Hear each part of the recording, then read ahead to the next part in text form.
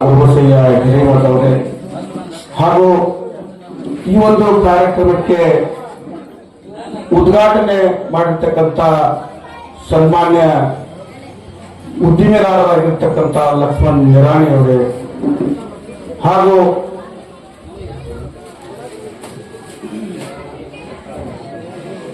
ಈ ಒಂದು ಮಾದಿಗ ಸಮುದಾಯದ ರಾಜ್ಯ ಮಟ್ಟದ ಮುಖಂಡರಾಗಿರ್ತಕ್ಕಂಥ ಮಾಜಿ ಕಾಡಾ ನಿರ್ದೇಶಕರಾದ ಶಿವಾನಂದ ಬಿಸ್ನಾವರೇ ಅವರಿವರೆನ್ನದೇ ಈ ಊರಿನ ಗ್ರಾಮೀಣ ಗಣ್ಯರೇ, ಎದುರಿಗೆ ಕುಳಿತಿರ್ತಕ್ಕಂಥ ಮಹಿಳಾ ತಾಯಂದಿರೇ ಹಾಗೂ ನನ್ನ ಸಮಾಜದ ಮುಖಂಡರೇ, ಇವತ್ತು ಬಹಳ ಹೆಮ್ಮೆ ಅನಿಸ್ತಾ ಇದೆ. ನಾವು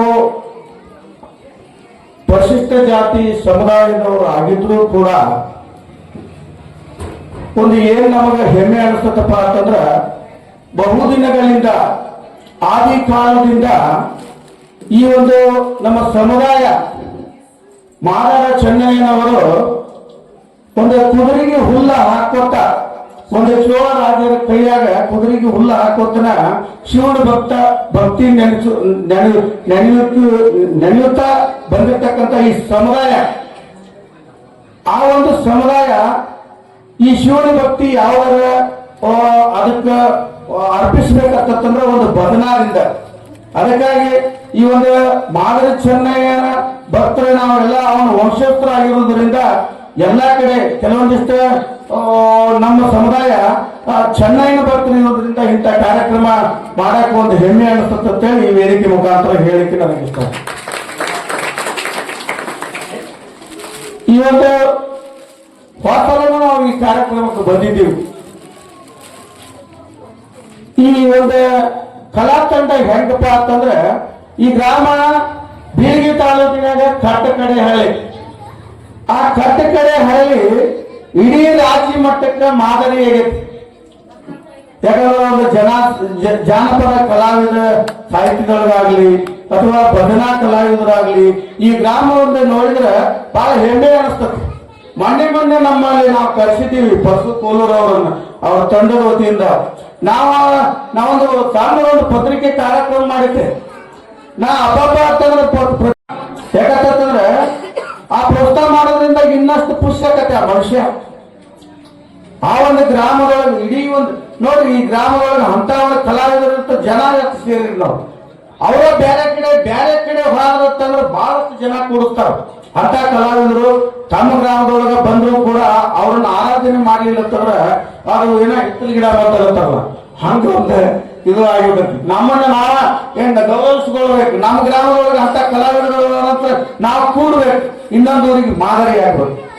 ಅಂತ ಕಲಾವಿದರು ಇಲ್ಲಿ ಭಜನಾ ಕಲಾವಿದರ ಇನ್ನೂ ಬಹಳಷ್ಟು ವಾಸ್ತವ ಒಂದು ಪ್ರಶಸ್ತಿ ಇದ್ರಾಗ ನಮ್ಮ ಸಮುದಾಯದ ಮುಖಂಡರು ನೇತೃತ್ವದೊಳಗನ ಪ್ರಥಮ ಸ್ಥಾನ ಹೋದ ಶೇಖರ್ ತೋಳಮಟ್ಟಿ ಅಂತ ಹೇಳಿ ಅವರು ಕೂಡ ಇಲ್ಲಿ ಬಂದಿಲ್ಲ ಕಾಣಿಸ್ತದೆ. ಎಲ್ಲ ಇಡೀ ರಾಜ್ಯದೊಳಗನ ಒಂದಿಷ್ಟು ಭಜನಾದ ಕಡೆ ಏನಾದ್ರೂ ಗಮನ ಹರಿಸಬೇಕಾದ್ರ ಸಮುದಾಯ ಒತ್ತು ಕೊಡ್ತೈತಿ. ಹಾಗೇನೆ ತಮ್ಮ ಮಕ್ಕಳನ್ನ ಈ ಒಂದು ಸಾಹಿತ್ಯ ಕಲಾ ಮತ್ತು ಜಾನಪದ ಸಾಹಿತ್ಯದೊಳಗೆ ಏನೋ ಮುಂದುವರೆದ್ರು ಕೂಡ ಸಾಹೇಬರು ಹೇಳಿದ್ರೆ ಶಿಕ್ಷಣ ಬಗ್ಗೆ ಬಹಳ ಒತ್ತು ಕೊಡ್ಬೇಕು. ಯಾಕಂತಂದ್ರೆ ನಾವು ಬದುಕು ಜೀವನದ ಕಡೆನೂ ಸ್ವಲ್ಪ ಲಕ್ಷ್ಯ ಕೊಡ್ಬೇಕಾಗತ್ತ. ಯಾಕಂದ್ರೆ ಶಿಕ್ಷಣ ಇರ್ಲಿಲ್ಲ ಅಂತಂದ್ರೆ ಮುಂದಿನ ಬದುಕುಗಳು ಬಹಳ ಕಠಿಣ ಆಗತ್ತ ನಮಗ. ಯಾಕಂದ್ರೆ ಹೊಲ ಇರಂಗಿಲ್ಲ, ಮನಿ ಇರಂಗಿಲ್ಲ, ಎಲ್ಲೋ ಒಂದು ಕಡೆ ರೈತರ ಕಡೆ ದುಡ್ಕೋತಿರ್ತೀವಿ. ಅಂತ ದುಡ್ಕೋತಿರುವಂತ ಜನನ ಇವತ್ತಿನ ಮಟ್ಟಿಗಿಂತ ಕಾರ್ಯಕ್ರಮ ಮಾಡ್ಬೇಕಾದ್ರೆ ಇಲ್ಲಿ ಕೊಟ್ಟಿರ್ತಕ್ಕಂಥ ಎಲ್ಲರೂ ತನು ಮನ ಧನ ಸಹಾಯ ಮಾಡಿಕೆಸಿಂದ ಅವ್ರು ಕೊಟ್ಟಿರ್ತಕ್ಕಂಥ ಹಣದಲ್ಲಿ ನಾವು ಇಂಥ ಕಾರ್ಯಕ್ರಮ ಮಾಡಕ್ಕ ಒಂದು ಅನುಕೂಲ ಆಗತ್ತೆ.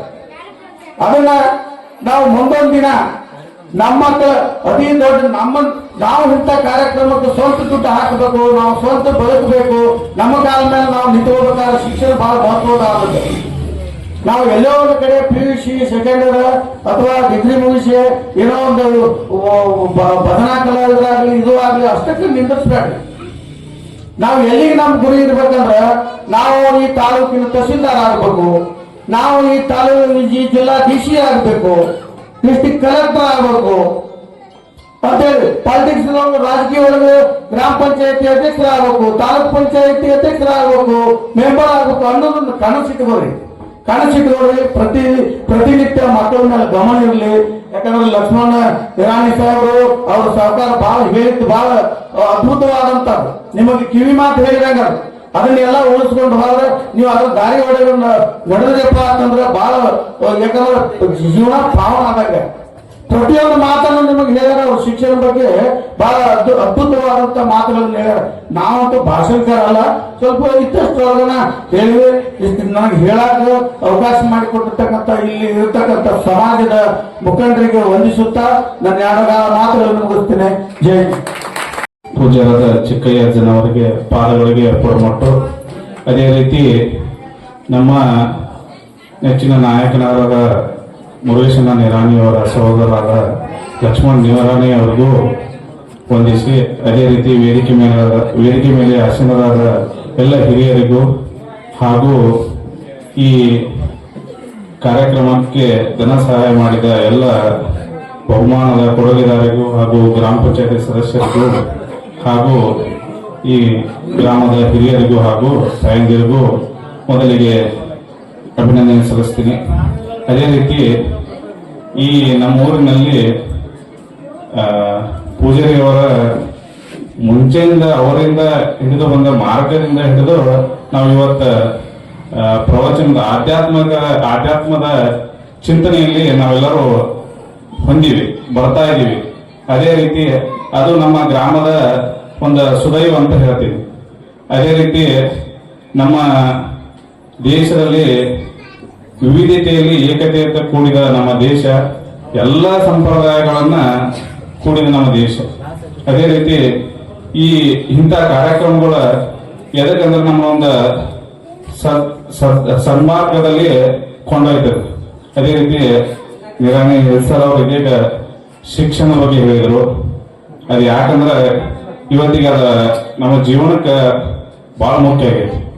ಯಾಕಂದ್ರೆ ಶಿಕ್ಷಣ ಇವತ್ತ ಬರೇ ನೌಕರಿ ಮಾಡಕ್ ಅಷ್ಟ ಬೇಕಾಗಿಲ್ಲ, ನಮ್ಮ ಜೀವನ ಮಾಡಕ್ಕೆ ಶಿಕ್ಷಣ ಬೇಕಾಗಿತ್ತು. ಅದೇ ರೀತಿ ಯಾಕಂದ್ರೆ ಪ್ರತಿಯೊಬ್ಬರು ನೋಡ್ರಿ ಇವತ್ತ ನಾವು ತುಂಬಾ ಸಮಸ್ಯೆಗಳನ್ನ ಅನುಭವಿಸ್ತಾ ಇದ್ದೀವಿ. ಶಿಕ್ಷಣ ಕ್ರಾಂತಿ ಎಷ್ಟೋ ಹಿಂದೆ ಹಿರಿಯರು ಮಾಡ್ಕೊಂತ ಬಂದಿದ್ದಾರೆ. ಇನ್ನೂ ನಾವು ಶಿಕ್ಷಣದಲ್ಲಿ ಬೆಳಿಬೇಕಾಗಿದೆ.